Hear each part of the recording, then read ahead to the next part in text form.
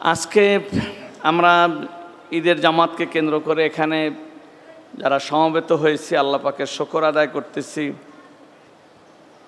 এই ঈদের জামাত এটা কারো জন্য ঈদ আর কারো জন্য অঈদ। ঈদুল্লিল কারিম ওঈদুল্লিল লাইম। যারা আল্লাহ পাকের অনুগত বান্দা তাদের জন্য আজকের সুসংবাদ, অভিনন্দন, শুভ ঈদ। আর যারা আল্লাহ পাকের নাফরমান বান্দা তাদের জন্য আজকের অঈদ, দুঃসংবাদ। তাদের জন্য আজকের হুমকি যে এই দিনটিতে যেমন সত্যিকারে তাকওয়া, পরহেজগার, দিনদার মানুষেরা আনন্দ উপভোগ করবে, ঠিক এর বিপরীতে যারা আল্লাহর সাথে পাল্লা দিয়েছে, যারা আল্লাহর সাথে বাগাওয়াতি করেছে, বিদ্রোহ করেছে, জুলুম করেছে, তাদের জন্য আজকের হুমকি যে অপেক্ষায় থাকো, কিছুক্ষণের মধ্যেই তোমাদের সে পরিণতি ভোগ করতে হবে। আমরা আল্লাহর কাছে আজকের মনে প্রাণে এই দোয়াই করব যে আল্লাহ পাক আমাদের এই বাহ্যত ঈদকে আমাদের প্রকৃত জীবন, পরকালীন জীবনের ঈদ হিসাবে আল্লাহ কবুল করুন।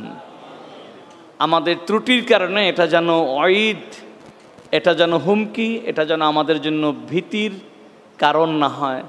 আল্লাহ পাক আমাদেরকে মাফ করে দেব। আপনাদের সাথে আমি অনেকবারই বলেছি, আপনাদের সবারই এটা মুসলমান হিসেবে বিশ্বাসও করেন এবং এটা ইয়াকিন রাখা প্রয়োজন যে মানুষ মৌত দিয়ে সে নিঃশেষ হয় না, বরং সে প্রকৃত জীবনের উপস্থিত হয় এবং সে সত্যিকারের জীবনকে উপলব্ধি করতে সক্ষম হয়। আর নাসু নিয়ামুন ইজা মাতু এনতাবাহু। পৃথিবীর সমগ্র মানুষ গভীর ঘুমে বিভোর।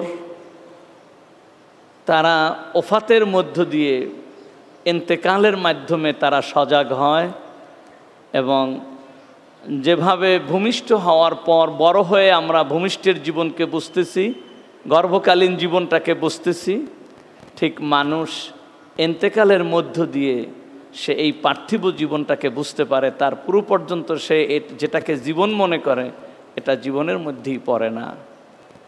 আল্লাহ পাক আমাদেরকে এই পরকালীন জীবনটাকে সাজানোর জন্য এখান থেকে প্রস্তুতি গ্রহণ করার তৌফিক দান করুন।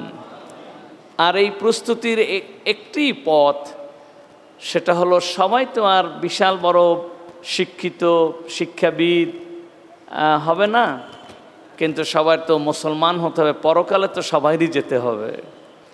সুতরাং পরকালীন জীবনকে একজন নিরক্ষর সাধারণ মানুষও সাজাতে পারে যদি সে এই পরকালের পথে যারা জীবনকে সাজাতে সক্ষম হয়েছে এমন কোনো হক্কানি আলেম, পীর মাশায়েখদের সাথী হতে পারে।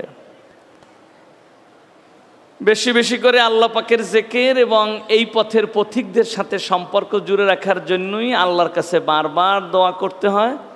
ইহদিনাস সিরাতাল মুস্তাকিম পড়েন, ইহদিনাস সিরাতাল মুস্তাকিম সিরাতাল্লাযীনা আনআমতা আলাইহিম।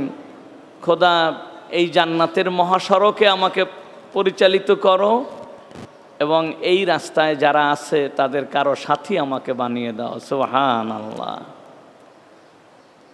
আল্লাহ পাক আমাদেরকে বাকি হায়াতটুকু অন্তত আলেম ওলামা, পীর মাশায়েখ, বুজুর্গানের দিনের সাথে সদ্ভাব রেখে চলার তৌফিক দান করুন।